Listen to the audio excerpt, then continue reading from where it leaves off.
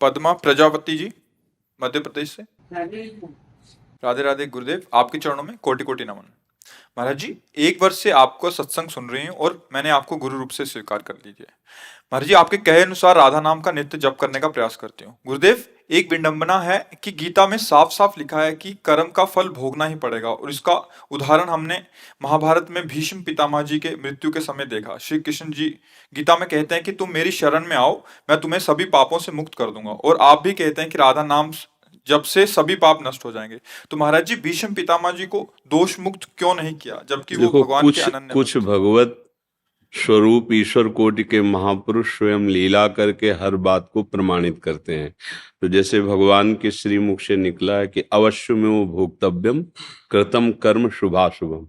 तो भगवान और भीष्म जी, ब्रह्मा जी, धर्मराज जी, भगवान शंकर जी, ये इतना भी अंतर नहीं है। नारद जी जैसे ना, ये महाभागवत जो 12 महाभागवत हैं, ये साक्षात भगवान के ही अवतार हैं। तो एक एक शब्द का प्रमाण मिलता है। अवश्य में भोक्तव्यम, तो बोले भीष्म जैसे महापुरुष को भी भोगना पड़ा। अहम तो हम स्वरूपापेभ्यो मोक्षयिष्यामि मां शुचा, तो वैश्यागामी बिल्व मंगल जी, इसी जन्म में जगत पूज्य बिल्व मंगलाचार्य जी। घोर वैश्या जो पापाचरण करती है, रंगनाथ जी भगवान ने सर झुका दिया और मुकुट पहनाए उसके। एक प्रसंग आपको बताते हैं, हमारे गिरिराज जी का ही है। श्री कृष्णदास जी महाराज अधिकारी जी वल्लभाचार्य भगवान की शरणागत, और श्री नाथ जी के श्रीअंग सेवा में वो कुठारी पद में थे। तो ठाकुर जी के पास संपत्ति की तो कमी है नहीं, तो उनकी भोग सेवा, वस्त्र सेवा, आभूषण सेवा आदि के लिए आगरे जाते थे। श्रीनाथ जी यहीं विराजमान थे, गिरिराज जी में ही प्रकट हुए ना, तो वहीं आज भी स्थान है। पर वो इस समय नाथ द्वारे पे विराजमान है श्रीनाथ जी, हमारे ही वृंदावन के ब्रज के ठाकुर जी हैं। तो आगरे गए कृष्णदास जी, तो देखा एक नवीन अवस्था की वैश्या नृत्य कर रही है, और लोग ऐसे रुपए जैसे, तो वो उसके पास जाती, हाव भाव प्रकट करती।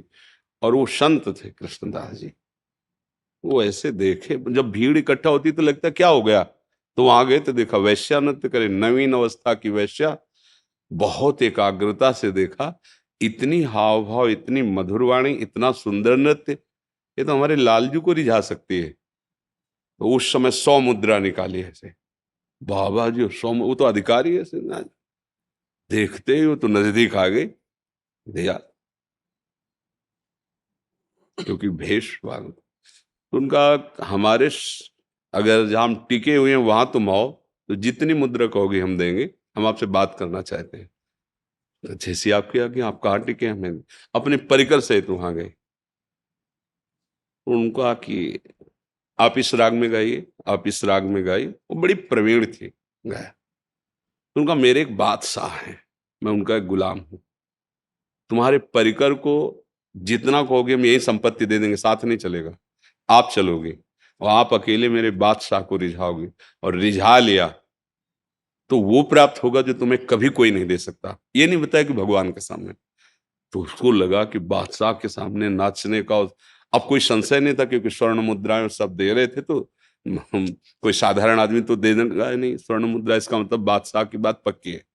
अपने परिकर को भेंट दी कि आप हमसे मुक्त, और उस वैश्या को साथ लेकर कृष्णदास जी लौट आए।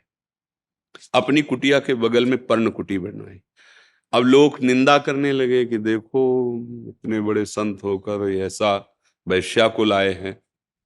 राधा कुंड, श्याम कुंड, अप्सरा कुंड, सब कुंडों में स्नान करवाया, और पद, ये पद गाना है, और जितना तुम चातुर्यता पूर्वक हमारे बादशाह को लुभायमान कर पाओ, जैसे तुम लोगों को लुभायमान कर रहे थे, विनय हम करेंगे, रीझ हो जाएंगे, और भेंट तत्काल मिलेगी, बस आप चलो। ले गए श्रीनाथ जी के सामने खड़ा किया, कहा ये मेरे बादशाह है, आप इनको। तो जो पद बताया था, पूरा पद वैसी भावभंगियां बताई थी। अब परम पावन गिरिराज जी के दिव्य कुंडों का स्नान और महापुरुष का संकल्प, और ठाकुर जी से कहा हम आगरे से जो चीज लाते हैं वो आप स्वीकार करते हैं, चाहे भोग की हो, चाहे आभूषण की हो, चाहे वस्त्र की हो। तो आज ये एक भेंट लाए हैं, आपको स्वीकार करना है। पद गा के जीव ही जैसे बादशाह को किया, ऐसी मुद्रा में हुई तो ये देखा आगे, कोटि कोटि मनमथारी ललित त्रिभंगी मुरली मनोहर ठाकुर। तत्काल प्राण निकल गए, तत्काल प्राण निकल गए, निष्प्राण होकर गिर गए। बोले ठाकुर ने भेंट स्वीकार कर ली। अब बोलिए, जो वैश्या है, अभी कोई साधना नहीं हुई, भगवान के शरणागत भक्त की बात मान ली, और वो भगवान के सामने भक्त का संकल्प और भगवान की कृपा क्षण में परम पद को प्राप्त हो गई। ये जो ईश्वर, जैसे सनकादि, ये ब्रह्मबोध संपन्न महापुरुष है, इसमें इनमें कहीं काम क्रोध का लेस भी नहीं है। हर समय दिगंबर रहते हैं, कोई वस्त्र नहीं, 5 वर्ष की अवस्था, प्रतिपल निकलता रहता हरिशरणम हरिशरणम। लेकिन जय विजय रोक देते हैं। इन्होंने साप दे दिया, राक्षस भाव के लिए जाओ, 3 जन्म के लिए दैत्य हो जाओ। ये भगवान की लीला होती, वो अपने आप से अपने आप में खेल रहे। सनकादि, जय विजय और भगवान इतना भी अंतर नहीं है। हरि स्वरूप होकर जय विजय विराजमान है, हरि स्वरूप होकर सनकादि। अब वो लीला उनको करनी नहीं, सनकादि में क्रोधादि नहीं। एक जन्म की क्या बात, कुछ क्षण तन्मयता पूर्वक भजन कर ले तो भगवान उसको निश्चित निष्पाप कर देते। पर जैसे कुछ उदाहरण मिलते, जैसे देवर्षि नारद जी काम विजयी होकर अहम आ गया, शंकर जी की बात नहीं मानी, भगवान से जाके अपने अहम की बात कही, तत्काल मोहित हो जाते हैं और ब्याह के लिए तैयार हो जाते हैं।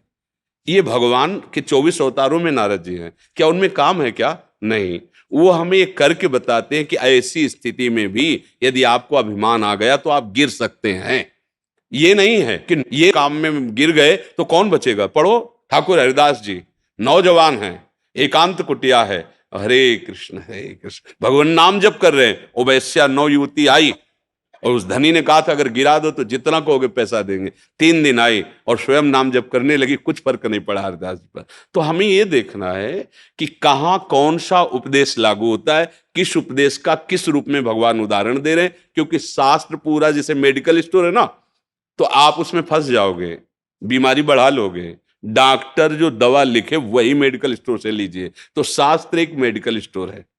आप गुरुजनों के वाक्यों से जो बात निकले उसे जीवन में उतारो, निश्चिंत हो जाओगे। उसमें संशय, डॉक्टर की दवा में संशय थोड़ी होता है। संशय होता है वो तो इतना पूछ लिया जाता है तो हमारा रोग ठीक हो जाएगा। बिल्कुल विश्वास करो, आप पैसा दिए टेबलेट लिए चले गए। यहां तो पैसा नहीं, यहां श्रद्धा है। याभ्याम विना न पश्यन्ति सिद्धा स्वांता स्तमीश्वरम भवानी शंकरो वंदे श्रद्धा विश्वास रूपिणो। श्रद्धा और विश्वास के साथ आप नाम जप कीजिए, निश्चिंत हो जाइए। आप भीष्म नहीं हैं।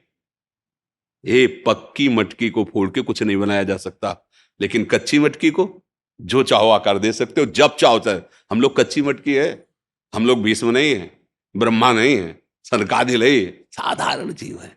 कच्ची मटकी जैसा चाहो बना लो, लेकिन वो पक्की मटकी है, वो नहीं। तभी उनके लिए कह दिया गया न देव न ब्रह्मादेर न खलु हरि भक्तेर। क्यों? वो पक्की मटकी है, वो ब्रह्मबोध संपन्न है। हम लोग विषयी जीव कच्चे। चाहो तो अभी उठाकर अपने प्रेम में लगा दो, और चाहो धक्का मारो तो नारकी गतियों में पड़े, नाथ मैं तो कुछ नहीं हूं यहां से।